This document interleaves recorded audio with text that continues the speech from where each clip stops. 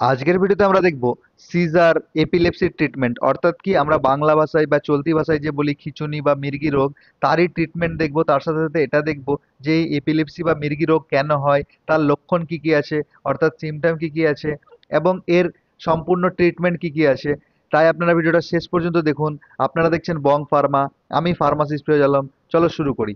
প্রথমে আমরা দেখব যে এই এপিলেপসি রোগটা কি। এপিলেপসি যে রোগটা আছে, এই এপিলেপসিটা হচ্ছে একটা নিউরোলজিক্যাল ডিসঅর্ডার। এই নিউরোলজিক্যাল ডিসঅর্ডার মানে হচ্ছে কি ব্রেনের কোনো ধরনের ডিসিজ, মানে হচ্ছে ব্রেনের রোগকে নিউরোলজিক্যাল ডিসঅর্ডার বলে। এবং কি এই যে ব্রেনের মধ্যে আমাদের যে নার্ভগুলো আছে, সেই নার্ভগুলোর মধ্যে যদি কোনো অ্যাবনর্মাল ইলেকট্রিক্যাল অ্যাক্টিভিটি ঘটে, সেটাকে বলে সিজার। সিজার হচ্ছে কি এই এপিলেপসির প্রথম ধাপ। সিজার হচ্ছে এপিলেপসির প্রথম ধাপ।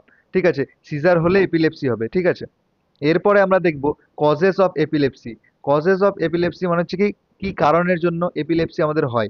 মেন যে কারণটা হচ্ছে সেটা হচ্ছে কি brain damage or trauma during birth, মানে কি কারো যদি ব্রেনের ড্যামেজ হয়ে যায়, ব্রেন ড্যামেজ হয়ে যায়, বা যদি জন্মের সময় কোনো ধরনের ট্রমা লাগে, তাহলে সেক্ষেত্রে হতে পারে জেনেটিক সিনড্রোমস, মানে কি যদি বংশ পরম্পরা, জেনেটিক মানে হচ্ছে কি বংশ পরম্পরায় বাবার ছিল, দাদুর ছিল, তাহলে সেক্ষেত্রে বাচ্চারও হতে সম্ভাবনা থাকে। ব্রেন ইনফেকশন অর টিউমার, যদি ব্রেনে কোনো ধরনের ইনফেকশন বা টিউমার হয়ে যায়, ঠিক আছে, তাহলে হতে পারে সিভিয়ার হেড ইনজুরি, যদি কোনো কারণবশত অ্যাক্সিডেন্ট হতে পারে বা কোনো কিছু চোট লেগে যায়, প্রচুর পরিমাণে চোট লেগে যায় বা হেডে ইনজুরি হয়ে যায়, আঘাত লেগে যায়, তাহলে সেক্ষেত্রে হতে পারে স্ট্রোক, যদি কারো ব্রেনে স্ট্রোক হয়ে যায় তাহলে সেক্ষেত্রে হওয়ার সম্ভাবনা থাকে। এবং কিছু কিছু এক্সটার্নাল ট্রিগার আছে, যে ট্রিগার জন্য কি যে যদি কারো এপিলেপসি থাকে তাহলে এপিলেপসির যে অ্যাটাকটা আছে সেটা দেখা দিতে পারে। ট্রিগার কোনগুলো আছে, যদি কেউ স্ট্রেস নেয় প্রচুর পরিমাণে তাহলে হতে পারে, স্লিপ যদি কারো ঠিকঠাক ভাবে না হয়, পর্যাপ্ত পরিমাণে ঘুম না হয়, তাহলে সেক্ষেত্রে হতে পারে সাবস্ট্যান্স ইউজেস, কিছু আছে অ্যালকোহল, মানে যেগুলো মাদক দ্রব্যে তৃপ্ত আছে, বা স্মোকিং, ঠিক আছে, ধূমপান আছে, সেগুলো যদি করে। বাকি ফ্লাশিং লাইট, যদি কারো চোখে, যদি কারো এপিলেপসি থাকে, যদি তার চোখে ফ্ল্যাশ লাইট করা হয় বা আলোর দিকে বেশি সেন্সিটিভ হয়, তাহলে কি তার এপিলেপসি এই যে অ্যাটাকটা আছে সেটা আসার সম্ভাবনা থাকে। এরপরে আমরা দেখব এপিলেপসি যদি হয়, কারো এপিলেপসি থাকে, তাহলে তার কি কি সিমটম বা লক্ষণ দেখা দেবে। প্রথম যে লক্ষণটা আছে সেটা হচ্ছে কি লস অফ কনসিয়াসনেস, মানে কি সে অজ্ঞান হয়ে যাবে, তার কনসিয়াসনেস থাকবে না। উইকনেস মানে দুর্বল ফিল হবে। এনজাইটি, এনজাইটি হবে। ঠিক আছে, স্টার্নিং, স্টার্নিং মানে হচ্ছে কি কোনো জায়গায় আঁকড়ে ধরে নেওয়া। ঠিক আছে, construction and jerking of muscles, মাসলসটা কোথাও আঁকড়ে ধরে যেমন আছে হাত পা কোকড়ে যাওয়া, এরকম হয়ে যেতে পারে। কনফিউশন স্পিচ, মানে কি যে কথা বলতে বলতে কনফিউশন হয়ে যায়, ঠিকভাবে না করে। এছাড়াও কি হয়, লস অফ কনসিয়াসনেস বললাম, অওরা হয়। ঠিক আছে, বডি স্টিফনেস হয়, সেন্সরি চেঞ্জেস হয়, মাসলস জার্ক মানে মাসলস যেদিকে হয়ে গেছে সেদিকে আঁকড়ে ধরে আছে। স্টারিং স্পেলস মানে কথা ঠিকঠাক ভাবে বলতে না পারা, কনফিউশন হওয়া। ঠিক আছে, মাসলস টুইচিং, এই সব ধরনের জিনিস লক্ষণ দেখা দেয়। এরপরে আমরা দেখব ট্রিটমেন্ট। তো ট্রিটমেন্ট দেখার আগে আমি সবাইকে বলে দিই, যারা যারা এই ভিডিওটা দেখছেন, এই ভিডিওটা শুধুমাত্র ইনফরমেশন এবং নলেজ পারপাসের জন্য, বা মেডিকেল স্টুডেন্টদের জন্য, যারা মেডিকেল ফিল্ডে আছেন, নার্সিং, ফার্মাসিস্ট বা প্যারামেডিক্যাল, যে কোনো মেডিকেল ফিল্ডের জন্য। আমার এই ভিডিও দেখে কেউ কখনো সেলফ মেডিকেশন করতে যাবেন না, সর্বদা ডাক্তার বা ফার্মাসিস্টের পরামর্শতে উচিত, মানে ওষুধ নেবেন। ঠিক আছে, এরপরে আমরা দেখব ট্রিটমেন্ট। তো ট্রিটমেন্টে আমাদের প্রথম যে মেডিসিনটা আমাদের ডক্টররা রেকমেন্ড করে থাকেন এপিলেপসির জন্য, সেটা হচ্ছে কি অ্যান্টি এপিলেপটিক। অ্যান্টি এপিলেপটিক কথার অর্থ হচ্ছে কি, মানে যে ক্লাসের ড্রাগগুলো দিয়ে এপিলেপসি ঠিক করা হয় সেটাকে বলে অ্যান্টি এপিলেপটিক।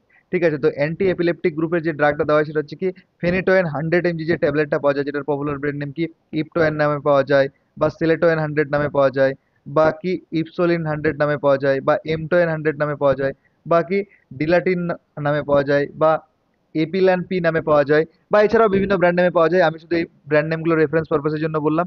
আপনারা চাইলে জেনেটিকা যদি পান তো জেনেটিকও নিতে পারেন, বা যে কোনো ব্র্যান্ডের নিলেই হবে। এই ফেনান্টোয়েন 100 mg ট্যাবলেটটাকে কি ওডি, ওডি মানে হচ্ছে দিনে একবার, বিডি, বিডি মানে হচ্ছে দিনে দুবার, টিডিএস, টিডিএস মানে হচ্ছে দিনে তিনবার।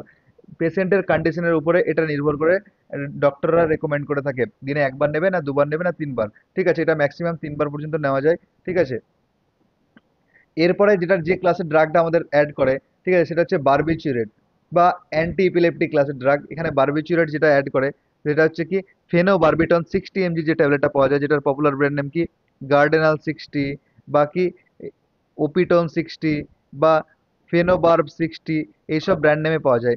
এই যে ফেনোবারবিটন ট্যাবলেটটা আছে 60 mg, এটা দেওয়া হয় ওডি এইচএস। ওডি মানে হচ্ছে কি দিনে একবার, আর এইচএস মানে হচ্ছে কি রাত্রে ঘুমানোর আগে, অর্থাৎ রাত্রে খাওয়ার পরে, অ্যাট এ বেড টাইমকে এইচএস বলা হয়। ঠিক আছে, এবং এটা অথবা কি সোডিয়াম ভ্যালপোরেট 200 mg, যে ট্যাবলেটটা পাওয়া যায়, যেটা এঙ্কোরেট নামে আসে, বা ভ্যালপেরিন 200 নামে আসে, বা এপিভাল নামে আসে। ঠিক আছে, বা আরো বিভিন্ন ব্র্যান্ড নেমে আসে, তাহলে জেনেরিকও আপনারা রেকমেন্ড করতে পারেন। এই সোডিয়াম ভ্যালপোরেট ট্যাবলেটটা দিনে কি 3 বার দেওয়া হয়। টিডিএস মানে হচ্ছে কি দিনে 3 বার করে রেকমেন্ড করা হয়। হয় ফেনোবারবিটন 60 mg, আর না হলে কি সোডিয়াম ভ্যালপোরেট। যদি ফেনোবারবিটন রেকমেন্ড করা হয় তাহলে কি ওটা হচ্ছে দিনে 1 বার করে রাত্রে ঘুমানোর সময়, আর যদি সোডিয়াম ভ্যালপোরেট রেকমেন্ড করা হয় 200 mg, তাহলে ওটা কি দিনে 3 বার করে রেকমেন্ড করা হয়।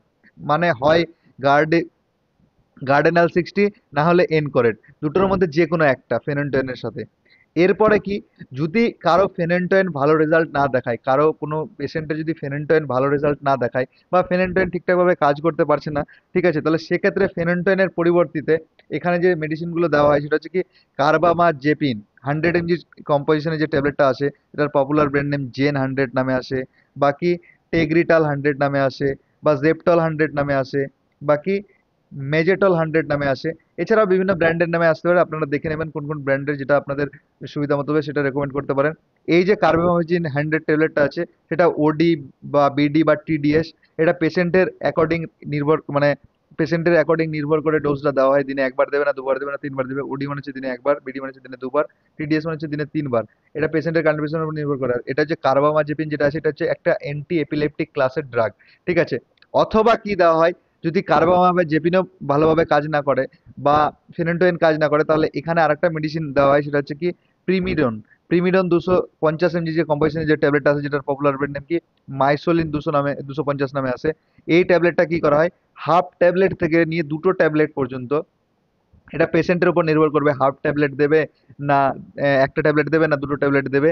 এই ট্যাবলেটটাকে টিডিএস দেওয়া হয়। টিডিএস মানে হচ্ছে দিনে 3 বার, আর এটা হচ্ছে একটা বারবিচুরেট ক্লাসের ড্রাগ, ঠিক আছে। এখানে যেটা আমরা দেখলাম, এখানে যে দুটো ড্রাগ দেখলাম, এটা হচ্ছে ফেনোবারবিটনটা হচ্ছে কি বারবিচুরেট ক্লাসের ড্রাগ, আর সোডিয়াম ভ্যালপোরেটটা হচ্ছে কি অ্যান্টি ইপিলেপটিক ক্লাসের ড্রাগ, ঠিক আছে। আর এর পরে যে দুটো ড্রাগ দেখলাম আমরা, সেটা হচ্ছে কি যদি ফেনেন্টয়েন, এই যে মেডিসিনটা আমরা দেখলাম, ইপটয়েন, ঠিক আছে, বা ডিলাটিন বা এপিলেন পি বা এমটয়েন, এই যে ফেনেন্টয়েন ড্রাগটা যার ক্ষেত্রে ভালো রেজাল্ট দেবে না বা বেটার রেজাল্ট দেখাবে না, বা তার ক্ষেত্রে ফেনেন্টয়েনের পরিবর্তিতে এই দুটো মেডিসিন দেওয়া হয়। একটা হচ্ছে কার্বামাজেপিন অথবা প্রিমাডন, ঠিক আছে, প্রিমিডন। হয় কার্বামাজেপিন দেবে, না হলে প্রিমাডন দেবে, ঠিক আছে। মানে মেনলি এই দুটো ট্যাবলেট চলে, একটা হচ্ছে কি ফেনেন্টয়েন, আর দ্বিতীয়টা হচ্ছে কি যে ফেনোবারবিটন না হলে সোডিয়াম ভ্যালপোরেট, এই দুটোর মধ্যে যে কোনো একটা এর সাথে চলে।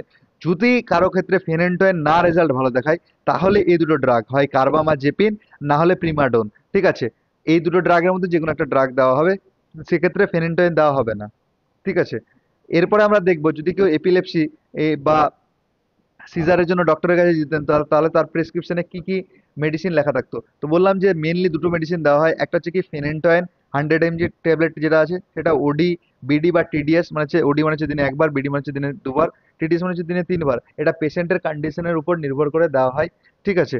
এবং দ্বিতীয় মেডিসিন যেটা দেওয়া হয় সেটা হচ্ছে ফেনোবারবিটন। ফেনেন্টয়েনের সাথে যেটা দেওয়া হয় সেটা হচ্ছে ফেনোবারবিটন 60 mg যে ট্যাবলেটটা আছে, সেটা ওডি এইচএস দেওয়া হয়। ওডি মানে হচ্ছে দিনে 1 বার, এইচএস মানে হচ্ছে রাত্রে ঘুমানোর সময়, ঠিক আছে, মানে বেড টাইমে দেওয়া হয় 1 বার করে। এই দুটো মেডিসিনই চলে, এবং এই যে ট্রিটমেন্টটা আছে এটা পেশেন্টের কন্ডিশনের উপরে নির্ভর করে কন্টিনিউ হবে, ঠিক আছে। 1 মাস চলবে, 2 মাস চলবে, 3 মাস চলবে, বা 1 বছর চলবে। এটা পেশেন্টের কন্ডিশনের উপর, পেশেন্ট কিভাবে রিকভার করছে না করছে। এবং সবাইকে আমি একটা জিনিস বলে থাকি, ঠিক আছে, এপিলেপসি যদি কারো হয়ে থাকে, তো অনেকেই কি যখন অ্যাটাকটা আসে কেউ জুতো শুঙায় বা এটাকে বলে ভূতে ধরে নিয়েছে, তেমনটা না করে এপিলেপসির সঠিক ট্রিটমেন্ট দেওয়া উচিত। ডক্টরের কাছে অ্যাজ সুন অ্যাজ পসিবল নিয়ে যাওয়া উচিত, বা কোনো নিয়ারেস্ট হসপিটালে নিয়ে যাওয়া উচিত, ঠিক আছে। না জুতো শুঙাতে হয়, না কোনো ভূতে ধরেছে এমন কোনো কিছু নয়, ঠিক আছে। এপিলেপসি একটা কিউরেবল ডিজিজ, মানে যদি কারো এপিলেপসি হয়ে থাকে তো তার সেটা ঠিক হয়ে যাবে। এপিলেপসি এমনটা নয় যে সারা জীবন থেকেই যাবে, যে যাবে না, এমন কোনো ব্যাপার নেই। সঠিক সময় শুধু এপিলেপসির ট্রিটমেন্টটা দিতে হয়। যদি আপনারা মেডিকেল ফিল্ডের লোক আছেন বা কোনো কিছু আছেন, তো অ্যাজ সুন অ্যাজ পসিবল কোনো ভালো ডক্টরের কাছে বা কোনো নিয়ারেস্ট হসপিটালে নিয়ে যান, ঠিক আছে। এবং এই দুটো মেডিসিনই চলে। যখন ফেনিনটয়েন ঠিকঠাকভাবে কাজ করে না, তখন আমরা কি কার্বামাজেপিন দিই। কিন্তু মেনলি এই দুটো ড্রাগই দেওয়া হয়, ঠিক আছে, কন্টিনিউস করতে বলে। এটা পেশেন্টের অ্যাকর্ডিং কতদিন খাবে না খাবে সেটা ডক্টররা অ্যাকর্ডিং ঠিকঠাক করেন, ঠিক আছে। এই ছিল তোমাদের এপিলেপসি নিয়ে একটা বেসিক আলোচনা। যদি এই ভিডিওটা তোমাদের ভালো লেগে থাকে বা আপনাদের ভালো লেগে থাকে, তাহলে অবশ্যই আমার এই ভিডিওটাতে একটা লাইক করে দেবেন। যদি আমি এই এপিলেপসি সম্পর্কে কিছু ছেড়ে থাকি বা আপনার কিছু জানা থাকলে অবশ্যই কমেন্টের মাধ্যমে জানাবেন, ঠিক আছে। এই ভিডিওটা যদি কারো প্রয়োজন মনে হয় কোনো মেডিকেল ফিল্ডের, তাহলে তাদের সাথে শেয়ার করতে পারেন। এবং এমন ধরনের ভিডিও পেতে চাইলে আপনি অবশ্যই চ্যানেলটাকে সাবস্ক্রাইব করে রাখবেন। এবং সম্পূর্ণ ভিডিওটা দেখার জন্য আপনাকে অসংখ্য অসংখ্য ধন্যবাদ। Thank you so much.